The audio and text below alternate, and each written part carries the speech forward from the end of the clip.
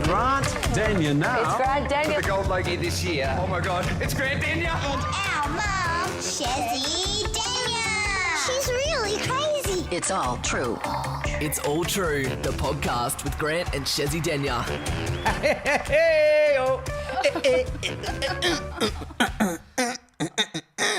I've just squashed my finger. I saw you do that. We pushed our chairs together and she jammed, and then not only she jammed, she put her finger between the two chairs, then sat on her own chair, which only squashed her finger further. No. Yeah, it looked really painful.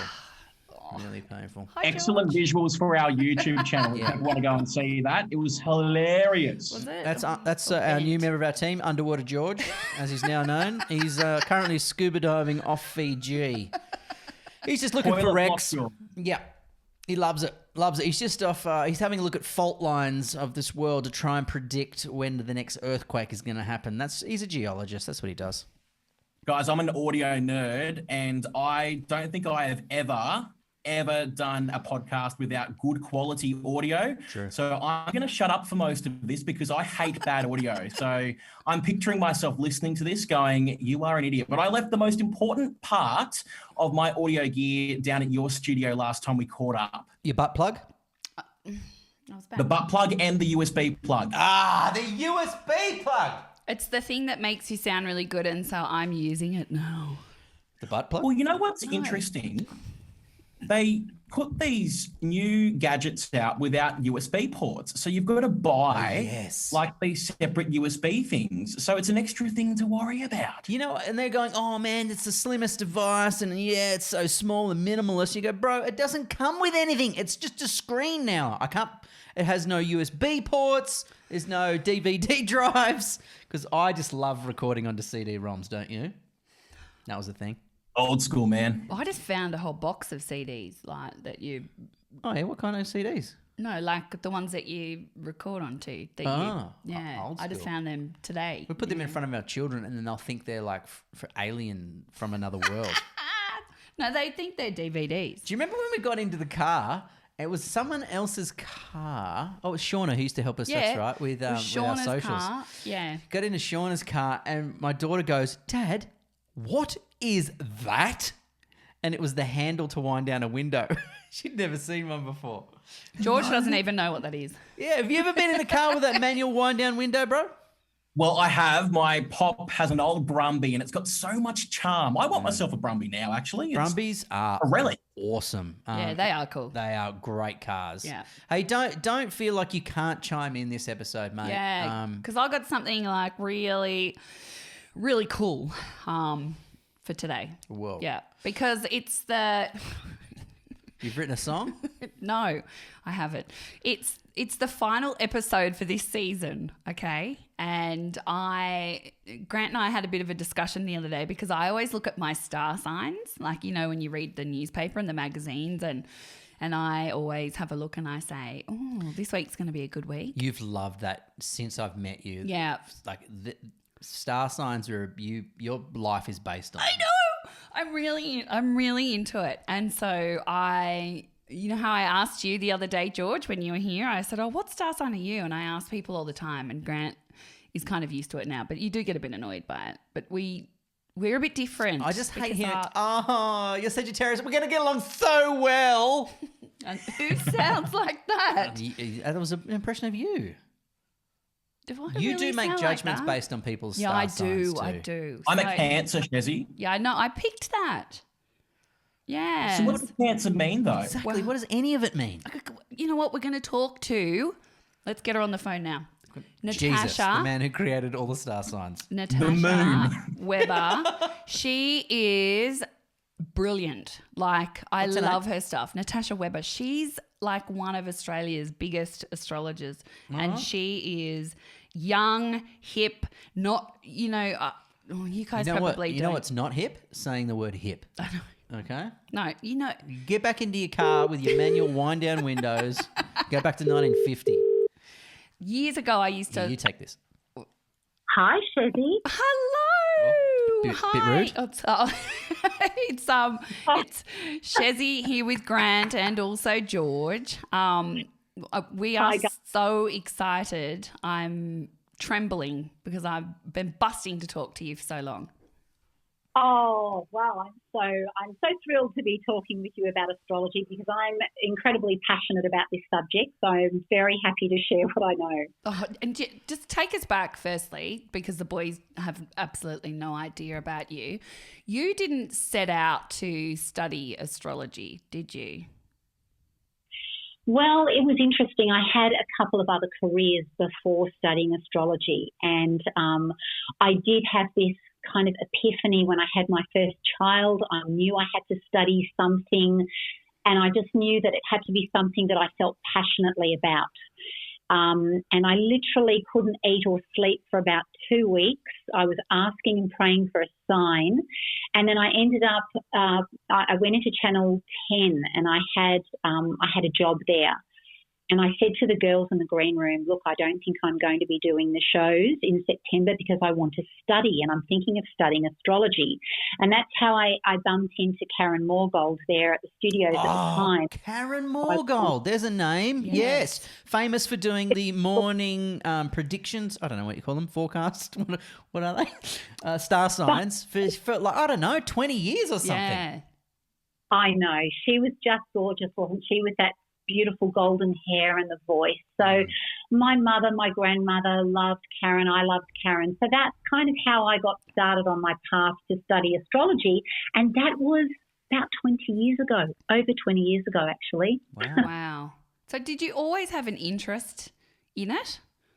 Well, my mother is clairvoyant and her mother is also clairvoyant. They have that gift.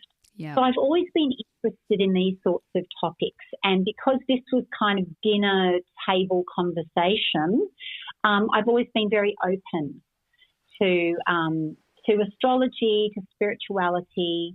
So I guess it was a natural progression for me in that sense. So my first question is, to be good at this thing, you don't just learn it, you've got to have it inside of you.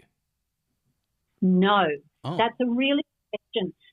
Because astrology, look, what really appeals to me about astrology is actually that you do have to be educated. You do have to study it in one form or another. And I always think that formal education is the way to go because astrology is not about getting a feeling. It's not about, and one thing, I was going to sort of emphasize today is that astrology is not fortune telling. Yes. You do calculate a chart and that can be a person's individual birth chart or it can be a chart of an event or a moment in time. And that chart is incredibly accurate in terms of its mathematical structure. Right. So do you have to be good at maths? Just asking for a friend. Well, my second year of study was a 4-hour math exam. What? Yeah.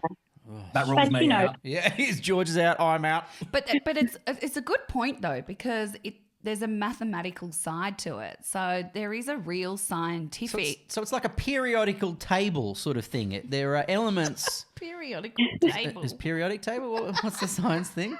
I did use a scientific calculator throughout my studies because everything, the planetary movements are measured through the zodiac in degrees, minutes and seconds. Right. Wow.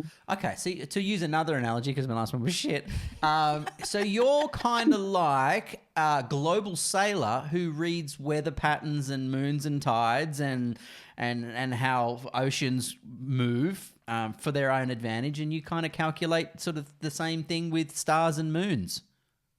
Kind of, sort of.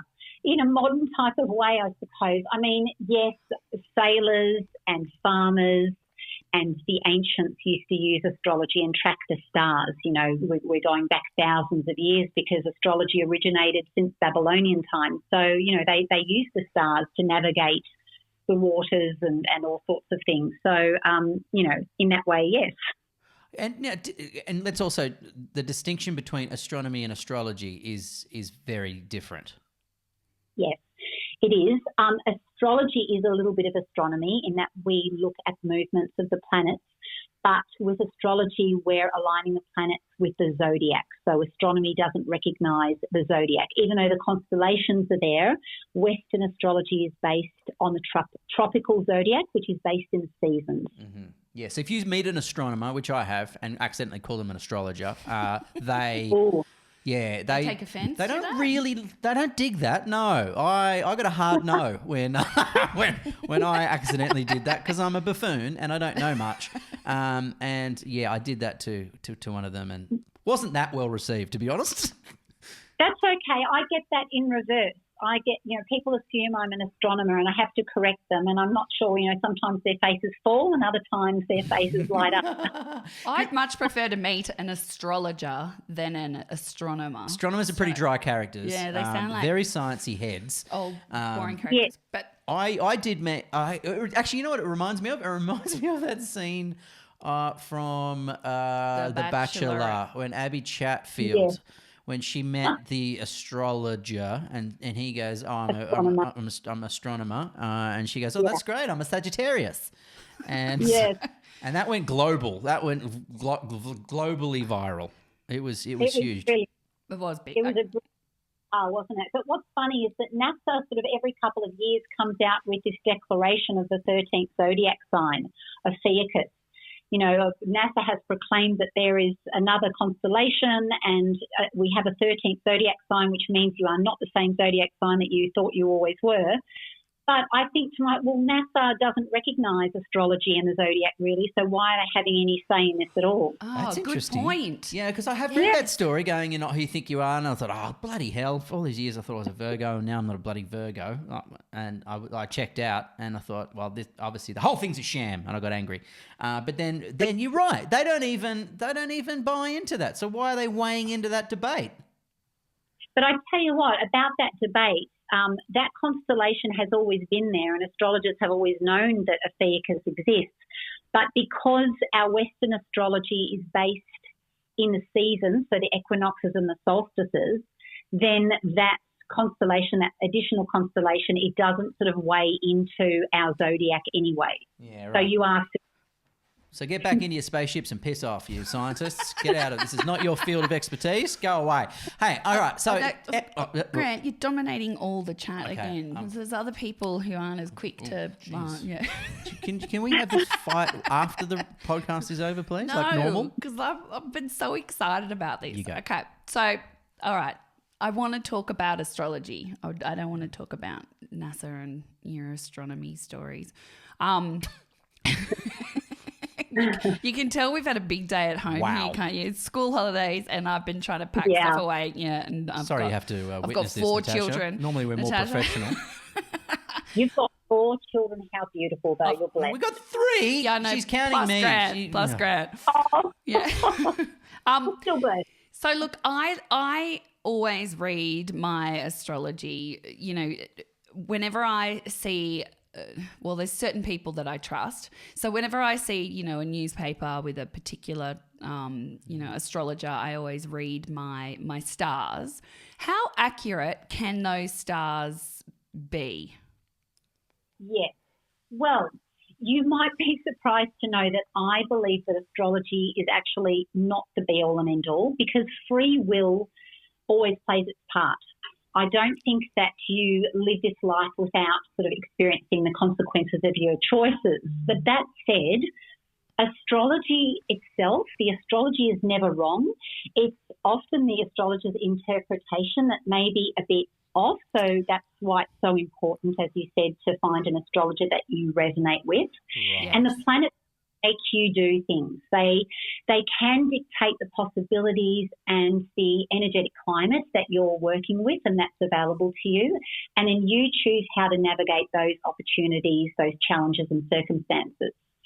But of course, when we're talking about accuracy, we have to mention the horoscopes that you read in the newspapers and I write these horoscopes. So of course there is value in them. But really, you should be reading for your ascendant or your rising sign for greater accuracy because this will line up better with your individual birth chart and then you'll get a more personalised prediction. And that's the gold standard, really, to read someone's birth chart. And that is incredibly accurate because, as we were explaining before, it's mathematically calculated for your time, date, year and location of birth. And when you think about it, that moment in time has never happened before and will never happen again. So your birth chart is like is as unique to you as your fingerprint. I love this. How can you tell what a person is going to be like based on when they were born? Like, what factors can you draw on that make you build a picture of that person? Like, why does it matter what day and time you were born? Yes, because that moment in time will then dictate what the birth chart looks like. And the birth chart will contain all of the planets in their respective zodiac signs and all of the houses, and then the mathematical relationship that all of those planets are making to each other. So you'll have your Venus sign in there, your Mercury sign, your moon sign, your sun sign, and so on. And then that's the astrologer's job, to read that chart. And so, you know, I might look at your birth chart, Grant, and say, okay, you've got the sun in Virgo and the sun is your basic character. So this is kind of what your basic character is like. However, your sun is also connecting, and I'm just using an example here. Your sun might be making a mathematical connection to the planet Uranus in a certain zodiac sign, which will give you a rebellious streak and make you a little bit possibly a black sheep of your family. So you kind of put the whole chart together, and, you know, that's what an astrologer does. It sort of pieces the chart together to give a full picture or a full spectrum of a person's personality, but also not just their personality and their characteristics, but possibly their life experiences as well, and what type of job they might be drawn to, what type of relationships they might look for, and so on. Yeah, see, a lot of this gets a bit confusing for me, but I know that I had my birth chart read by, or I don't know, she did it on a website. My eyelash girl, remember, she was really into it, and we were talking about it, and she asked me if I'm good go-to sources of information is your eyelash girl. No, she was really into it, and she said, "What is your what's the house that predicts, you know, your jobs, or your midheaven sign, or your 10th house, or your 6th house?" Yeah, one of those. I can't remember, but it was in Leo. And she said, "Oh, that makes so much sense why you like performing." And I was like, it blows me away. There was a lot of accuracy, because I'm a Scorpio, and I know that I've spoken to you briefly about that. You know, just in messages, and often, you know, growing up, whenever people would, you know, kind of just throw around a bit of banter, and they'd say, "Oh, what star sign are you?" I'd say, "Oh, I'm a Scorpio," and they'd look at me like I was going to potentially kill them. And I never understood why Scorpios had such a bad reputation. I can tell you. Why? Well, everyone just heard you tell me to shut up in my own podcast a little earlier. So there's the sting in the tail that can come when we cross you. But a lot of my friends are Scorpios, but we're all very different.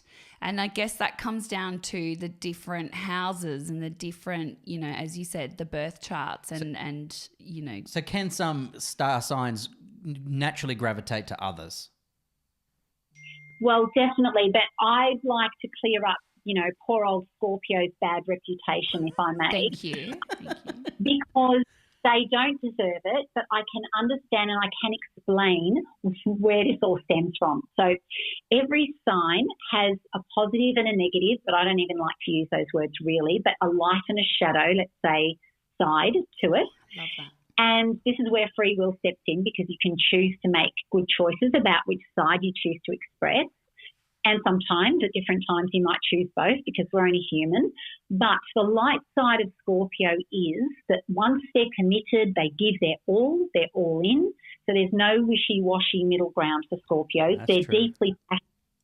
They love fiercely, and they're a water sign, so they're capable of feeling all the big feels. They're really emotional, and a lot of people don't know this about Scorpio, but they're extremely loyal, one of the most loyal signs next to Leo and Taurus.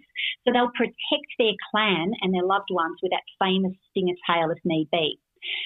But then we get to the shadow side of Scorpio. So all of that passion can turn into vengeance that protectiveness can turn into a bit of jealousy, and they can become a bit obsessive because they're such deep characters. And Scorpios will leave no stone unturned as well. They need to know why everything is the way that it is. So basically, it's two sides from the same coin, and they have to match. And it's that way for all of the signs.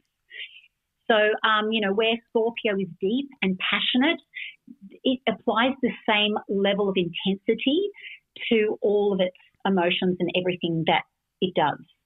Does that make sense? Yeah, So true. It does. It It's really so does. true. Yeah, I'm all of the positive, none of the negative. Whoa, that's your take on it. Let's leave it to the professionals, shall we? I Of course am. you are. I'm very, very loyal, and I didn't realize that, growing up. I just thought everybody was like that, so I got really disappointed quite early on, in life when people didn't give that loyalty, or they didn't feel as deep as I did about certain things. And it makes sense too, that I'm a water sign, because I'll often say to Grant, I'm like, I don't know how I know this. I just feel it in my waters. And I never knew where that came from. Isn't that interesting? You're just intuitively tuning into that, and that's one of the traits of a water sign, that they are incredibly intuitive.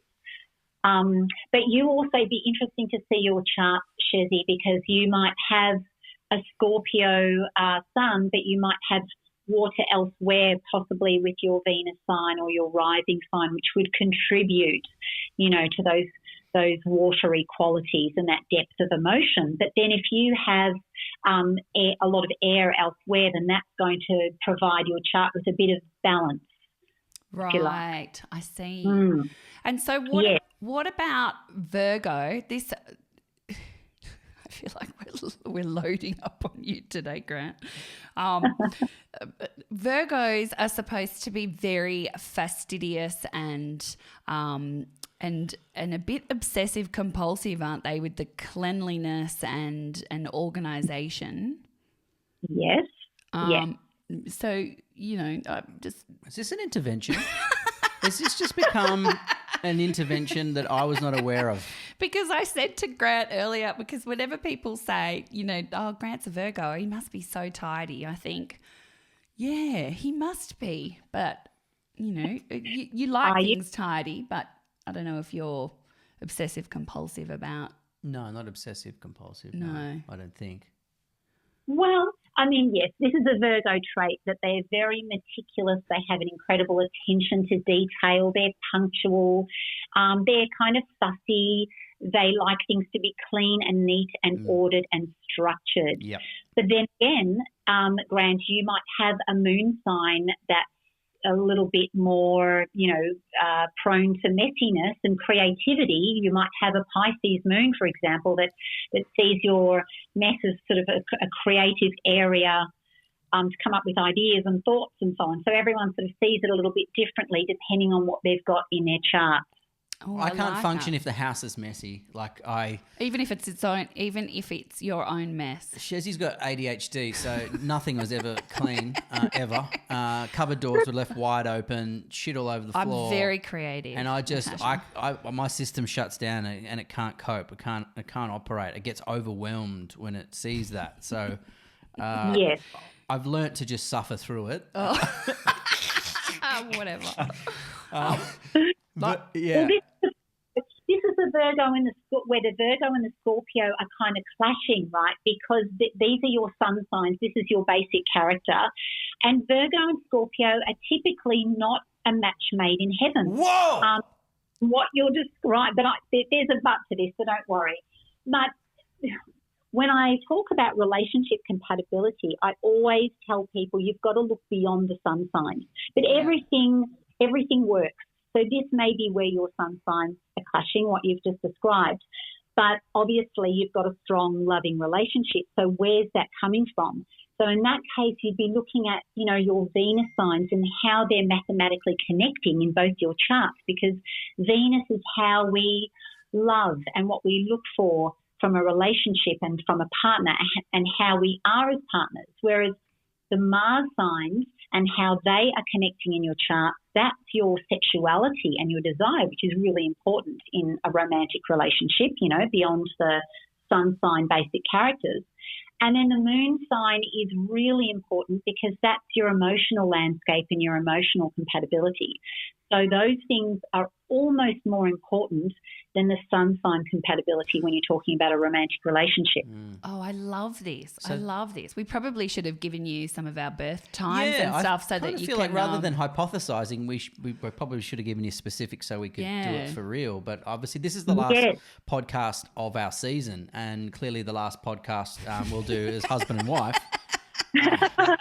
But is there anything that we can give you now, or is there anything general that you can do for the listeners that can sort of, I don't know whether it's spelling out the next 12 months. I don't know if you wanted to go through sign by star sign to kind of, I don't know, to generalize them, or what should we do? You lead. If you like, if the listeners would like to know maybe a little highlight for the rest of the year, I can go through those. Yeah. I reckon that's a brilliant idea. We'd love that. Okay, all right. So we'll start with Aries, but I will just say to people out there to please listen out for your rising sign and your ascendant sign, because that is going to match up with these predictions more accurately. But if you don't know your rising or your ascendant sign, then do listen out for your sun sign. I'm going to stop you, ask you, how do we find those out for those of us who don't know? Yes. Okay, so that is determined by, the rising sign is determined by your time of birth. So really you need to have your birth chart calculated, and a lot of good sites, websites, astrology websites that is, will provide a free calculation service where you can get the chart calculated and you get sort of a list of, and I do that on my website as well, so you can get a list of all of your placements underneath the chart so you can at least sort of follow on and learn a little bit, you know, as you go. List your website for us. What is it? Astrotash.com. Okay, cool. Carry on. Astrotash.com. Do you know what time you were born, Grant? Yeah, like 8:45-ish, 8:48, somewhere around there at night time. Oh, hang on, we're going to do this for everyone else. Were you? I thought you were born in the morning. No, I was born in the middle of the Benny Hill show, as my dad continually reminds me. Sorry, carry on what you were going to do. Go through the star signs for the rest of the year. Okay, here we go. So for Aries, the Aries might be pulling the purse strings a bit tighter in the last half of this year, but this will pay off for Aries by December, and they can look forward to a little bonus or some type of recognition or award or acknowledgement.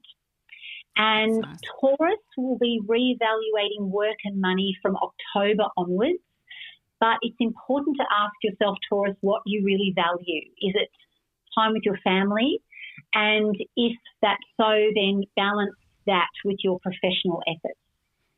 For Gemini, they might be considering a complete sea change by the end of the year, whether that means moving to the countryside or changing jobs or a radical relationship move or ultimatum for Gemini. Juicy. Your mum's moving down with us. Oh, God. No, I'm joking. She's a Gemini. And I take that reaction back because my mum also listens to the podcast. So, yay! Can't wait to have you here, Mum. The fire's on. Or maybe Natasha's moving in with us. Yes, I'm a Gemini. Woo-hoo. Woo! So rough Cancer, and Mercury's September retrograde will affect Cancerians' home zone, and Cancers love their home. So they'll be sprucing up, fixing things around the house, or possibly moving house. And it's a good George, sorry. Don't interrupt, I'm sorry. I'm looking at George as a Cancer. Shut up. Does that sound right for you, George? Yeah, the whole moving thing sounds like a really exciting thing that I hope kind of happens. So keep on going. Please me more. It's on the cards. Well, I would suggest if you do move or if you are sprucing up that it might be a good time to get into some Feng Shui. Ooh. Feng Shui, rightio. It's a Chinese ancient art of, look, I'm no Feng Shui expert at all, but it's about how you position your furniture for the energetic environment in your home. Essentially, the layout of your home and the items you have in it can all influence your experiences, your moods, your luck, good luck and bad. Do you reckon there are some items I should be removing as well? Definitely. All the sex toys that you've accumulated over the years. Because they're bringing the wrong kind of vibe, if you know what I mean. Sorry. They make And us you know, sad. thinking of that brings to mind that Pluto is currently in Capricorn, which is directly opposite your sun sign. So Pluto's all about sort of purging anything that's toxic or just purging. So that could be good to clear the energy for you, to do a bit of a purge There you in go. the home environment. George, clean it Okay. out. Clean it out. So Leo's dealing with relationship troubles. They might find a solution by the end of October if they stick it out. But if it's a toxic situation and an unhealthy relationship, then it's time to wave goodbye to that for Leos. Virgo, November's new moon creates more family togetherness and a peaceful home environment for Virgos. About time. Learning the saying no is an important one for Virgos this year, whether that's in any aspect of your life, professionally or otherwise. God, I just been meditating this morning about trying to say yes to the universe, and now I'm. Yeah, but maybe say- you got to say no to the right things and say yes to the right things. Isn't that right, Natasha? Yes, I mean, say yes to what you want to manifest, absolutely, but say no to the things that, you feel perhaps that you're doing out of obligation that you don't really want to do, or that things that are really in your best interest. Yeah, I definitely feel if I'm at a point in my life where, I don't want to do something that's only just going to benefit others. There has to be a payoff for me in it, which when you're coming up the ladder, or like as a kid trying to make his way in the media, you have to say yes to everything because you are no one and no one knows you. So you have to say yes to find work. To work breeds work, but then it gets to a point where, I have to choose things that make me happy. Oh, look, I absolutely hear you on that. And I think that comes with maturity when you feel that you've come to a point where you've paid your dues. Yeah. Yep. So, and that's a turning point. So, yes, good on you with You're that. very wise, Natasha. Oh, thank you. Thank you so much. All right, we're up to Libra. So Libra, it's time to ditch an unhealthy habit for Librans or to walk away from a vice that's to your detriment. And the stars will give Librans the determination to do that in 2022. And Scorpio.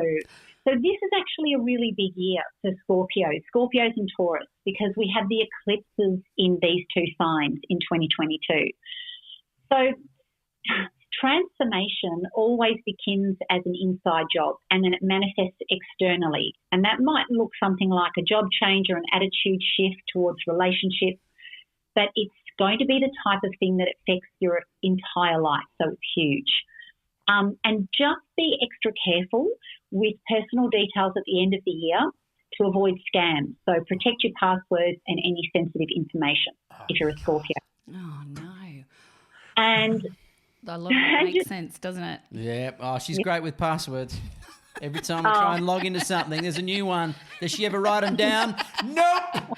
She does not. I can never log in to anything. And you know what? You know what's going to happen by the end of this year? I'll have all the passwords all documented and then we'll get hacked. Yeah, because And you'll it's write your them on fault. the wall and It's then your- like a tradie will come in It's your pretending he's a fault. tradie, pretending he's a plumber, and then he'll rob us blind. Take all our passwords, steal our identities, and then all of a sudden, yeah.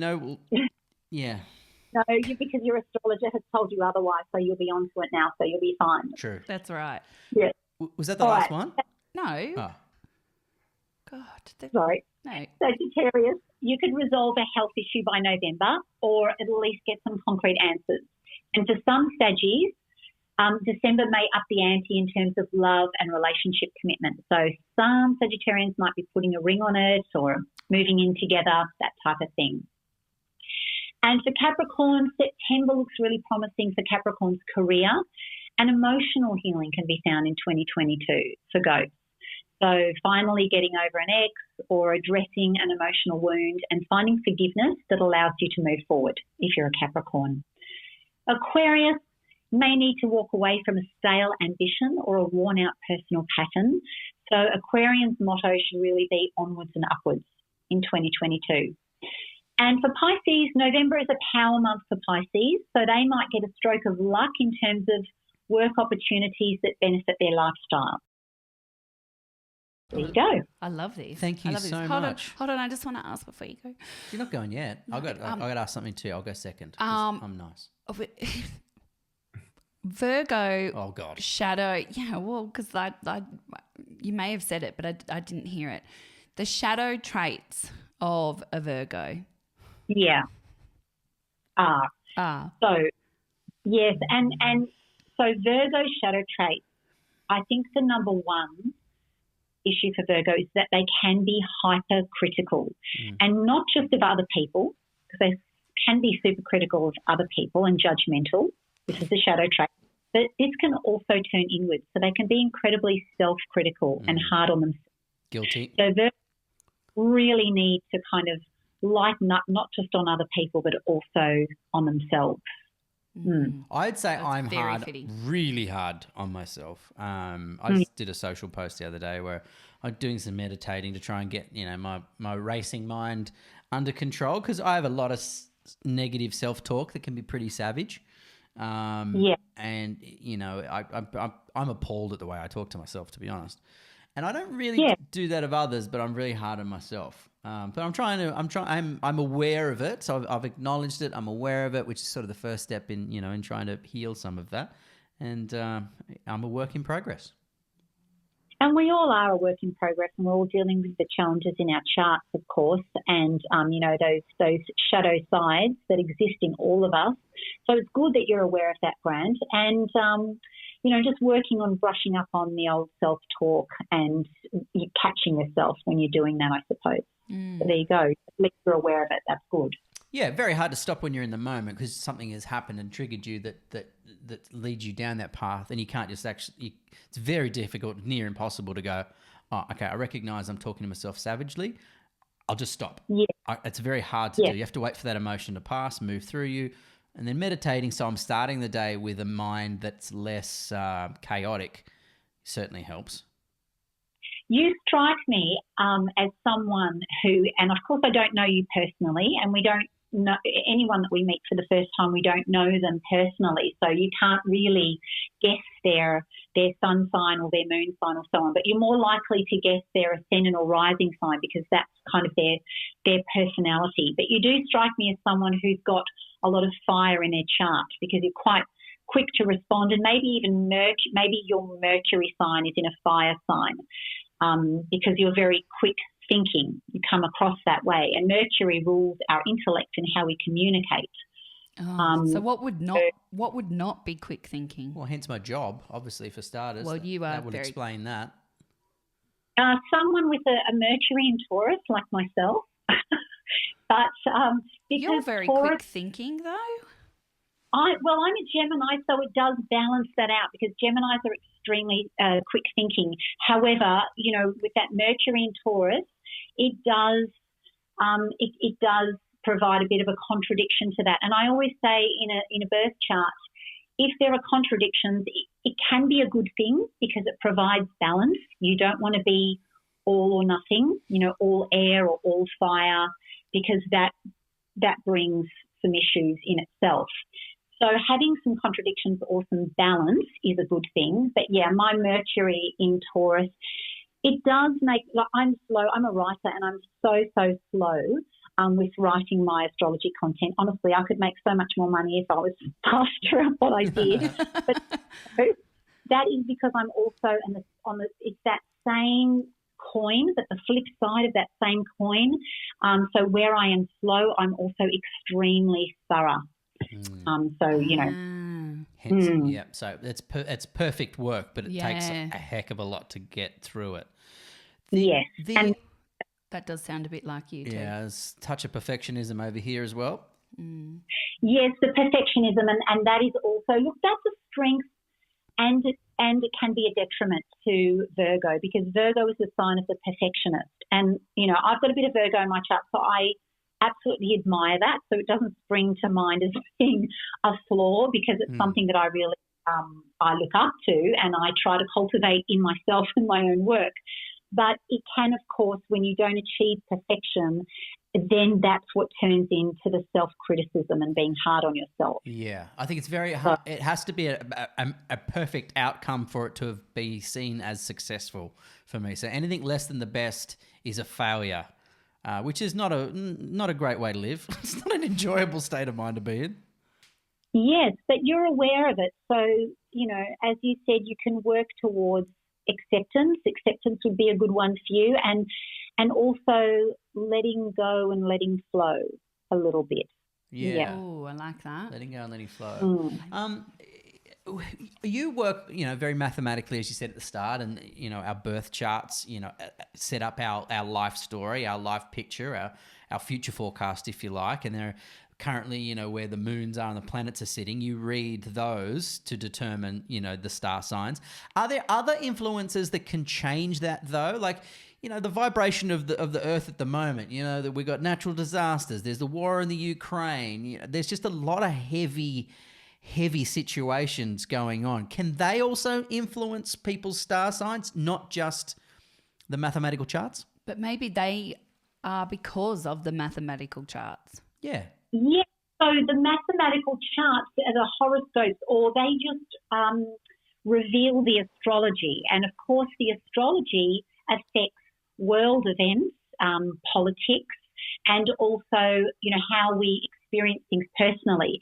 And not everyone's going to experience every astrological movement or planetary transit, we call them in astrology, but sort of planetary movement, personally, because it won't trigger their individual birth chart. But different types and schools of astrology can look at different areas. So you've got your psychological or predictive astrologers that might look at individual birth charts from a more personal perspective. And then you've got mundane astrology, it's called, and these are astrologers who will look at world events. But they're all looking at the same charts because the planets are doing the same things. So it's the same astrology chart, but just from a different perspective applied to either a political event or something that's happening in the world, or on a more personal level. So, for example, I wrote an article on COVID-19 right at the beginning of 2020 because we had the Pluto-Saturn connection in the skies at that time. And back in 2019 and way even before that, astrologers were predicting something big for 2020 because these two planets, when they connect in the skies, it's incredibly rare because when slow-moving planets make a connection, because they're so slow-moving, it doesn't happen all the time. And when it does, it's hugely transformational. And the last time we had, and Jupiter was involved a little bit as well, but the last time we had these 2 or 3 planets kind of doing this cosmic dance was back in 1918, 1919, 1920, and then we had the Spanish flu. And Pluto viruses in astrology as well. So, you can look at astrology and say, yep, there could be, last time. And this is where astrology studies the cycles and the patterns and the themes. And from looking back to the past and what was happening then, we can learn and predict what we can expect in the future. So, looking back at that time in 1918 through to 1920, we could possibly predict another pandemic in 2020, considering it was the same planetary type of dance. Wow. What then is there any, please tell me if there's anything coming in the next 2 years, because I don't know if we can cope with it much more. Well, I tell you what, I don't think whatever Pluto touches is never the same again. And that goes for in your birth chart. If you have Pluto triggering a certain part of your birth chart, because Pluto takes over 240 years to make one orbit around the sun, it takes that amount of time to make one cycle of your birth chart. So not everyone is going to have Pluto hit every point in there, make one full cycle of their chart. So it's incredibly significant when it does trigger your chart. And the same thing with world events. So I think, Pluto has had its say in terms of this pandemic. I believe that we won't ever go back to where we were. And it's a kind of our mission now to grow forward and move forward in a different way. And I mean, that new normal kind of paraphrase is probably appropriate. But also we're stepping into the Age of Aquarius. And this is huge. This is a huge topic because the great ages, and they align with the precession of the equinoxes, and this is probably a whole other podcast and it gets quite scientific, but it's got to do with the Earth's wobble. And the great ages, they last for these huge epochs of time, and they align with certain themes that mankind experienced throughout their evolution. So, for example, when we had the Age of Aries, this was back in a time when, we were at war and countries were conquering, warring and conquering. And then the Age of Taurus was really when we were developing agriculture. And Taurus is aligned with food and nourishment. Aries, ruled by Mars, is, the god of war. Gemini was when language was being developed. Is that what Gemini, we're going into? Or what do we say we're going into? Isn't that, what about that song, The Age of Aquarius? Wasn't that the 60s when everybody was stoned? Yes. Well, when you consider that each age lasts for about 2,600 years, back in the 60s, we were in the dawning of the age, this is the dawning of the Age of Aquarius. But a lot of astrologers are actually, they're in conflict about what exact year the Age of Aquarius is going to begin. I believe that we are absolutely stepping over the threshold. And when there's a planetary effect, it's slow and it's profound. It's never an overnight sensation. It's always a process. So we are, I believe, experiencing that process of moving into the Age of Aquarius. And Aquarius rules technology, science. It's futuristic. So, again, I think we're going to be seeing huge advancements and medical breakthroughs. And we're going to be seeing things like flying cars.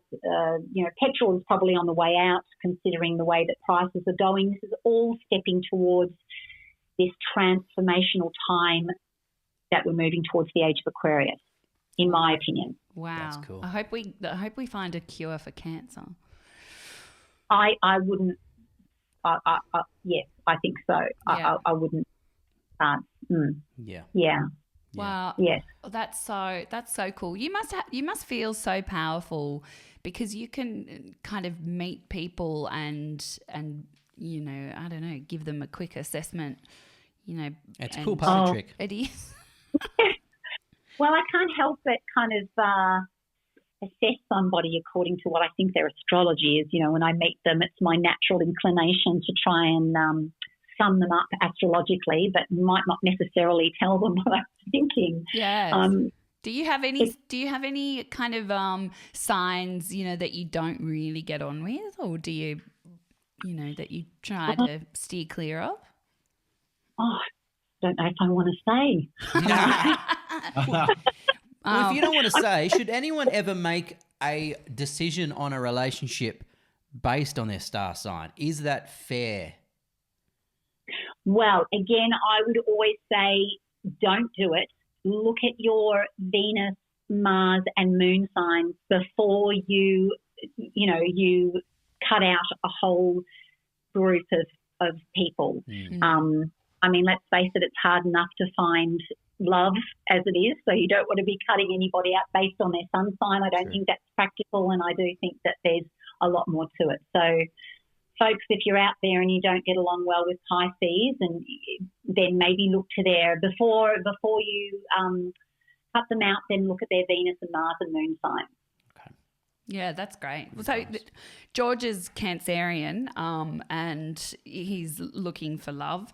What would be some good signs, Venus, and who should he be kind of, throwing that? Oh, well, firstly, George, I love Cancerians. I've got Venus in Cancer, so I do connect with a lot of Cancerians. In fact, my partner is a Cancerian as well. And, Cancerians in love are so nurturing and so giving and so beautiful and sensitive and open with their emotions. Although I think that hard crab shell, they've got all the emotion beneath that hard crab shell, but sometimes it's difficult to really get to know a Cancerian from get-go. They're quite discerning about who they do to.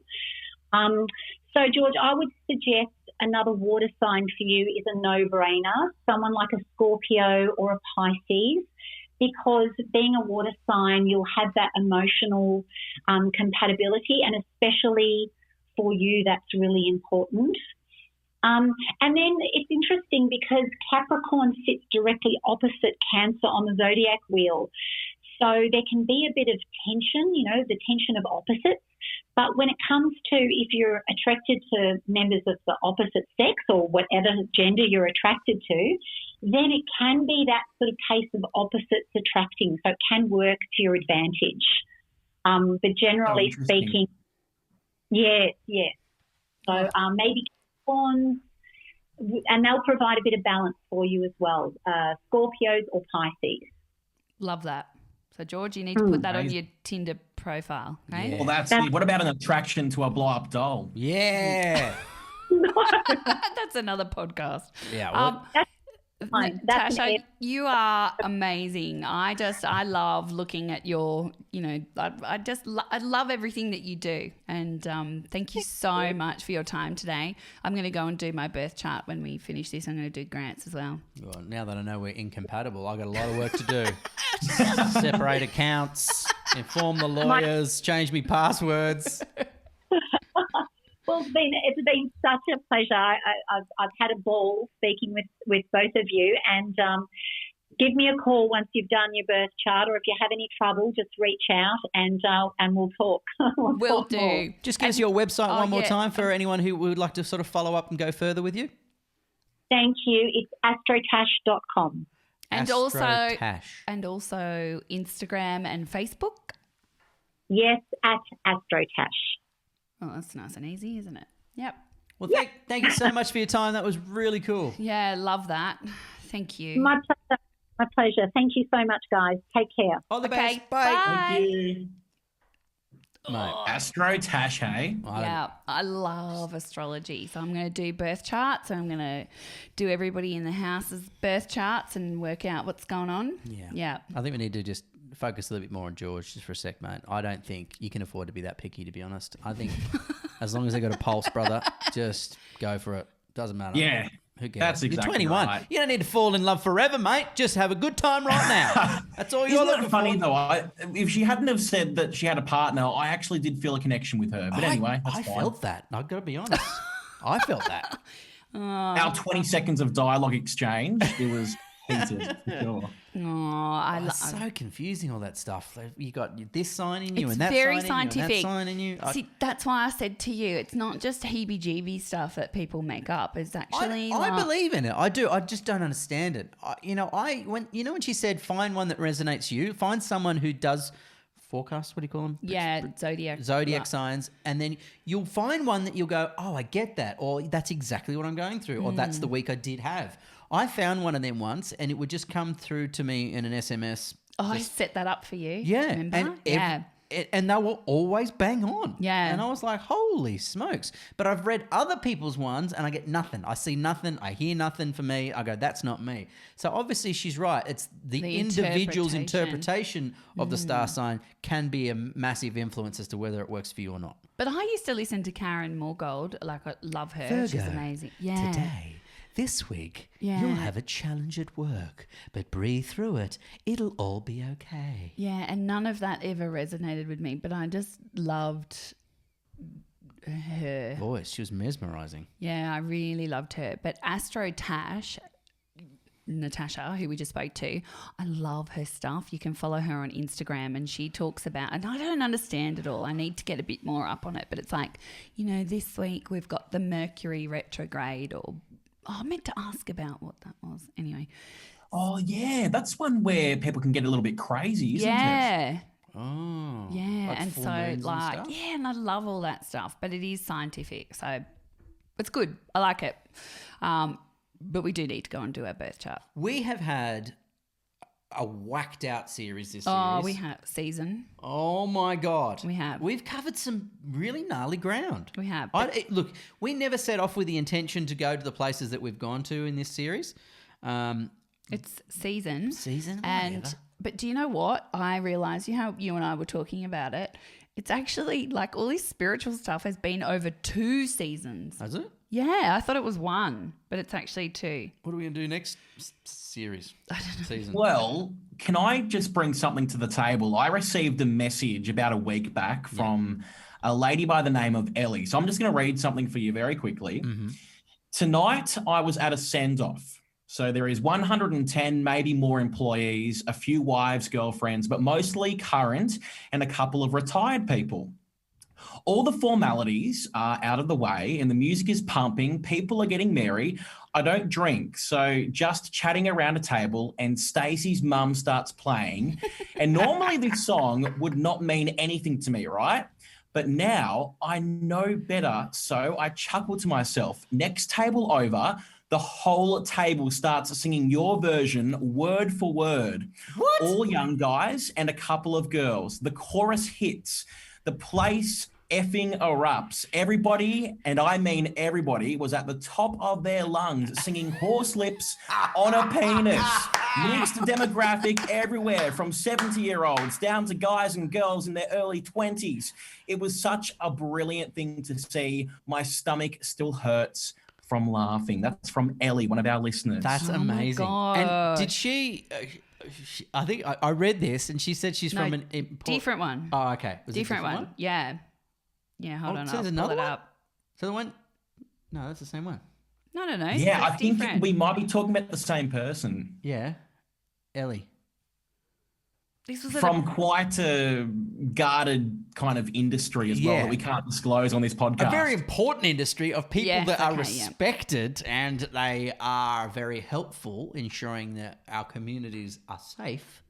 Yes. So do we okay. make sure that we get this song onto Spotify so people don't have to go to the halfway point of that last podcast? Bloody oath, brother. Well, I we reckon we probably need launch to look that at some bad boy. licensing. Oh, yeah, we might have to pay the original writers of Stacey's mum. Fountains of Wayne. Yeah. Is that who sang it? Yeah. Oh, wow. But you know what? We need to come up Let's with a figure it new, we need to come up with a new song Yeah. as well. So it's like, Yeah. Pussy. Like this. pussy, What? I mean, pussy. I was going to say pussy Turn cat. into Doja Cat for a second. Oh, my there. God. Don't just drop the word pussy on a podcast and stop there. I was trying to think of an animal, horse lips on a penis, like pussy cat. Whoa. So, Yeah, well, just remember to put cat on the end of it next time before we give us all Pussycat up. retrograde. cut me off. Oh, I got a song. Yeah. Georgie's mum found his sex toys. Georgie's No, mum you can't use the found same- his sex toys. You have to pick. Grant was going to play the recorder It was today in with his his nose. Nike bag all along. It was heavy because it was full of schlongs. Oh, Oh, big old schlong. Yeah. Schlong, schlong, schlong. Schlong. maybe I think we it's the need- word schlong.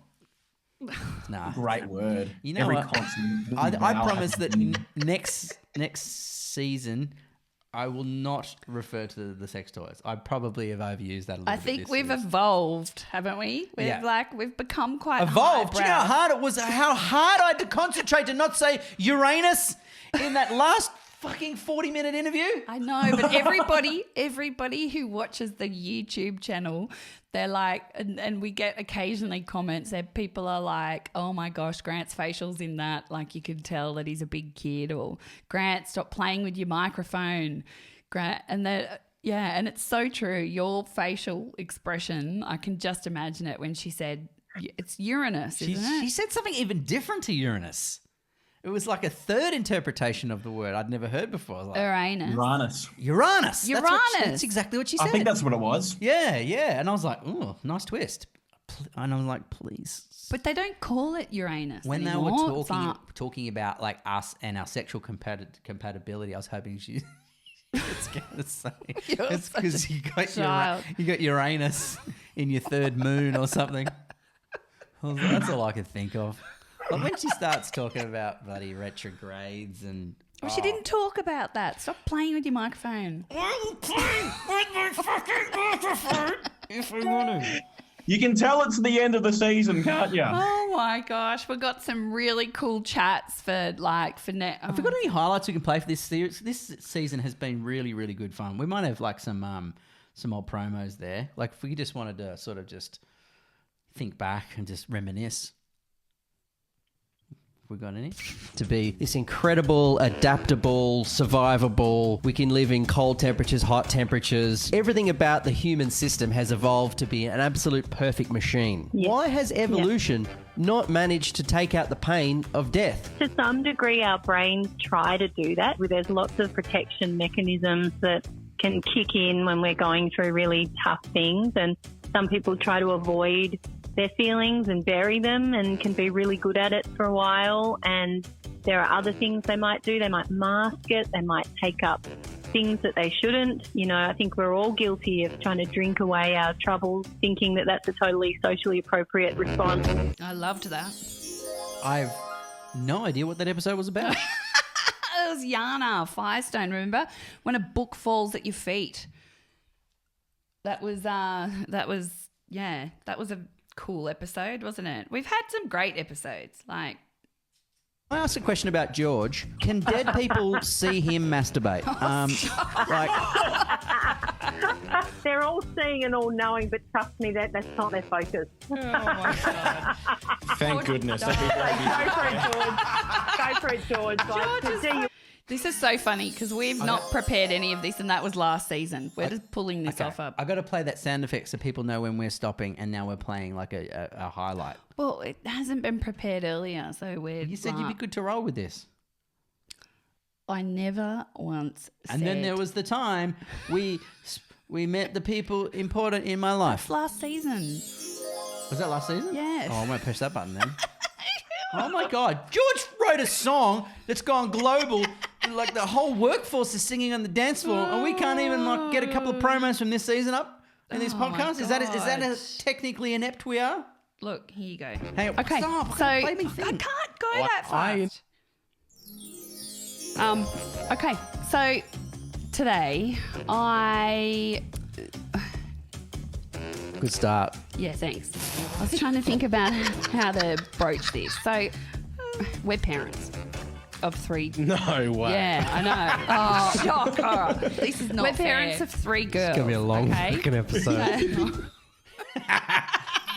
So that was our episode where Chezzi Maggie Dent. We couldn't do introductions. I think we discovered this season that Chezzi's greatest tool on this podcast is doing intros. Yeah, that's her strength. I think we just do a whole show of intros, I reckon. That's not Why fair. don't we? Yeah, you two, just because you two are fully professional. Oh, Let me press the button first. Is it? You've got one now? What's this episode about? Do you want to give us a heads up, or don't you know don't know? until All right. you play it. I looked up into the sky above the road and I could see a cluster of lights. Now, they weren't stars, they were brighter than stars. There was 2 on the left and 3 on the right. Gee, what are they? Well, they're not moving, so they're not planes. Why would there be like 5 helicopters all sitting in one spot? And then one of the lights from the group of 3 zoomed over to the group on the left, like from a standing start to flat out to a standing stop. Just one of the lights. Just one of the lights joined the other group. All of a sudden, they all just went vroom, and just disappeared.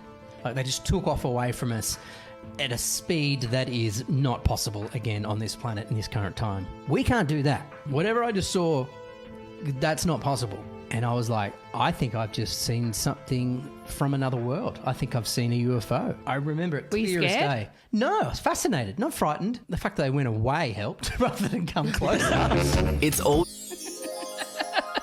That was the time we talked about UFOs. We really should have put much more prep into this. I'm really enjoying it now. You know, we've spoken about the Panther this episode, like this season, and that's had some huge hits. Big traction. Yeah, really big traction because so many people now feel confident that they can speak up about seeing aliens and seeing panthers because Grant Denyer has come out and mental. and said that he's seen all these things. So Yeah, I've probably been a little too open on this podcast, to be honest.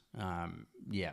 But it's all true. That's It what is it's all- called. yeah, you know. no So shit. It is all we've true. done things like we've spoken to Yana Firestone about her great book Embracing Change, which really helped George, who's going through a lot of change at the moment. And we also spoke to Maggie Dent to help Grant with his parenting skills. Like this whole season has really helped each one of us. Oh, yeah, you've just confirmed it is a bloody intervention. That's what you've just confirmed. This is a secret attempt by you to give me some. Blown the cover, Chezzi. Giving me therapy. Do you know, when we treatment. first started, I think I remember correctly, when we first started this season, we had a blow up about your trophies. And I said to you that you're a bit of a hoarder, and I wanted to talk to somebody during the season about hoarding, and we're going to have to hold that off to next season. But that will be an intervention, I tell you. We do hope you have enjoyed it. We've had a lot of fun making it, haven't we, George?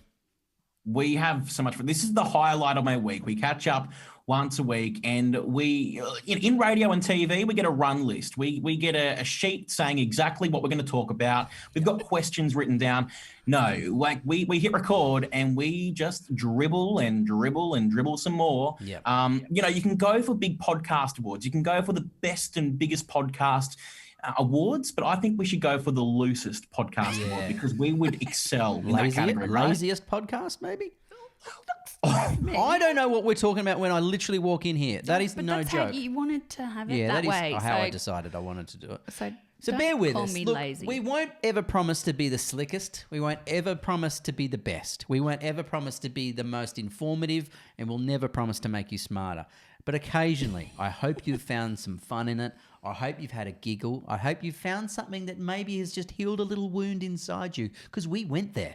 Oh yeah, we went there this year. We opened ourselves up. We were vulnerable. We spoke about the things that hurt us. Oh, I've got to play some. Keep going. I've got to play some violin music or something over this. Bloody just, we had an epic time, and I love you guys. Keep going. I was just going to say, can I say that I love you both as well? You guys are like my second parents. Oh, thanks, makes man. me feel really I thought I old, was your best friend, so that's a bit of a downward moment to finish on. You're many things to me. But guys, GD. Your show's You're the queen. There you That's the go. right bit of music. Well, I just looked up violin I music. feel like I'm serving pasta in a restaurant. Excuse me, would you like some parmesan on that, sir? Oh, buongiorno. Would you like some parmesan on your pasta tonight? Your meatballs are kind of small. Wow. There's next season's song. Your meatballs are too small. I'll have it cooked, please. Taking you to lunch, and when the waiter asked you, how would you like your steak, and you said cooked, was That was possibly really my funny. favourite moment in life, because you were deadly serious, and it was the cutest thing ever. It was really I've never cute. sweated more in my life and sunk into a chair more in my life. It was a horrible day. Nah, We mate. should But in have, good company. We should have all been there, Georgisms. Like, remember when he said, is a panther a real animal? What about when he tried to tell us about this sport that no one's ever heard of called polo, where people are on horses hitting balls with sticks? It's like, mate, it's not friggin' from the medieval times. People still play that shit. I do love that. We need, they're That was called funny. Georgianisms. Georgisms, yeah. If the head of college knew that I was this dumb, I would not have been the head prefect. Oh, you're not dumb. Mate, That's you're a mean 21. word. You've only Yeah. just turned 21. Don't be hard on yourself. That's Yeah. my job. And you know what? Now when you go out to a restaurant to impress a girl and they say, how would you like your steak cooked?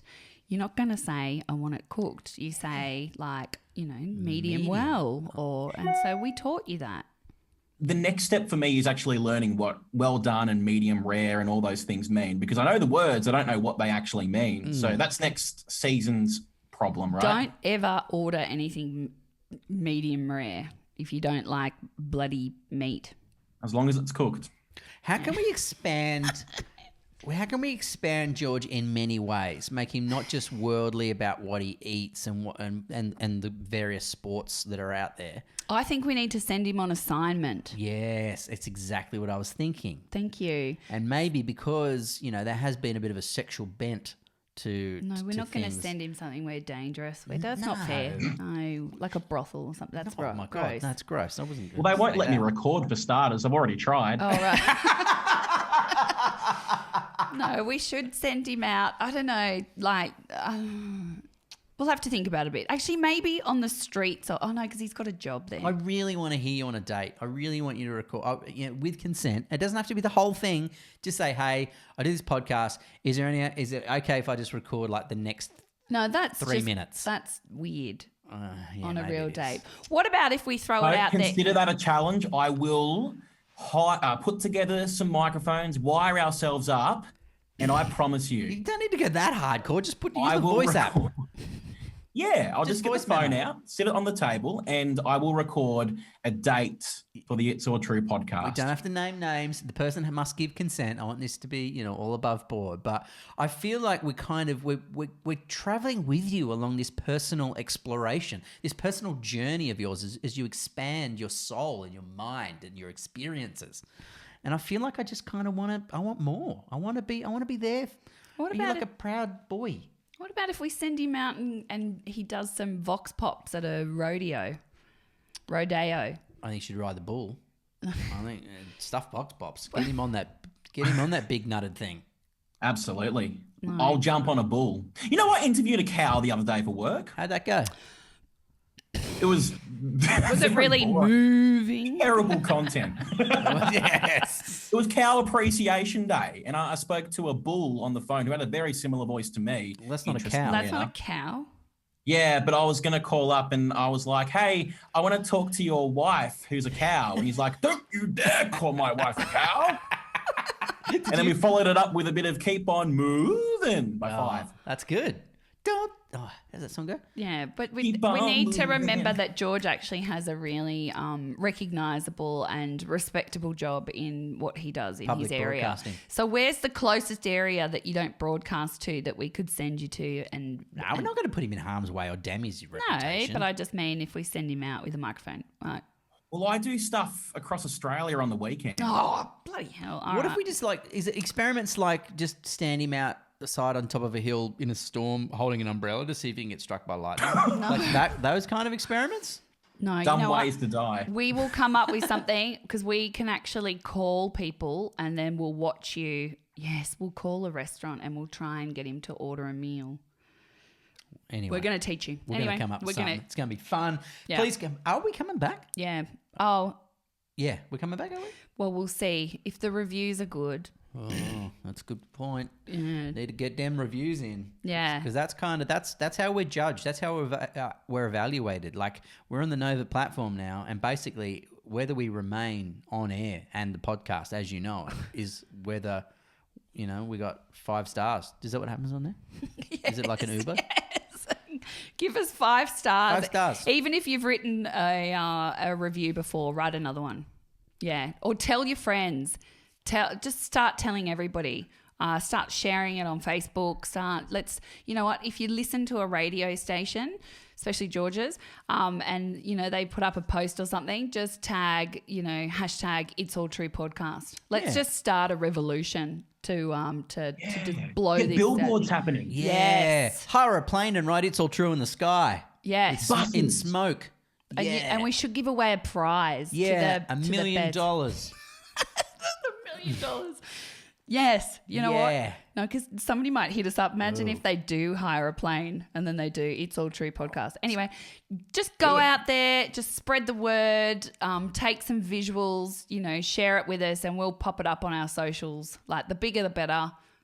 Yeah. But most importantly, we appreciate your company. We appreciate your time. We love you. The fact that you've gone out of your way during your busy life to press those few buttons to bring up our podcast, to have a listen and a giggle. To you, good night. We love you. Good night, everyone. What? Sweet dreams. That's the violin music there. Yeah. Be true. Be true, guys. Be true. Be true. Be fucking true. Oh, we've broken a mic. Love you. Bye. It's All True, the podcast with Grant and Chezzi Denya. Bye bye. See you next time.